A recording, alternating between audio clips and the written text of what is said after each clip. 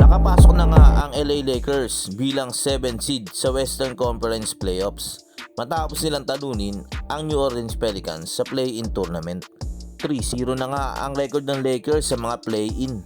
At ang kanilang mga kalaban ay ang defending champion at number 2 seed na Denver Nuggets sa pangunguna ni Nikola Jokic at Jamal Murray. Rematch nga ito ng last year Western Conference Finals. Kakayanin ba o may chance bang manalo ang Lakers over Nuggets? May 8-game winning streak nga ang Nuggets over Lakers. Kasama na dyan ang last year playoffs na nasweep nila ang Lakers 4-0. At ngayong regular season naman ay na 3-0 nila. Uma-average nga si Joker ng triple-double sa serye nila ng Lakers.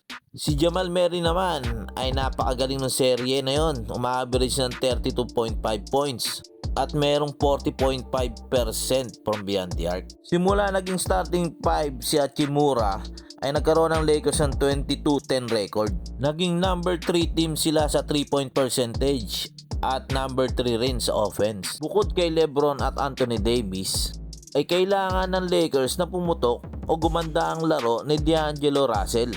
Dahil nga nung sa series nila against Denver, puro performance nga ang pinakita niya sa series. Ma-average lang siya ng 6.3 points at napakababang 13.3% from beyond the arc.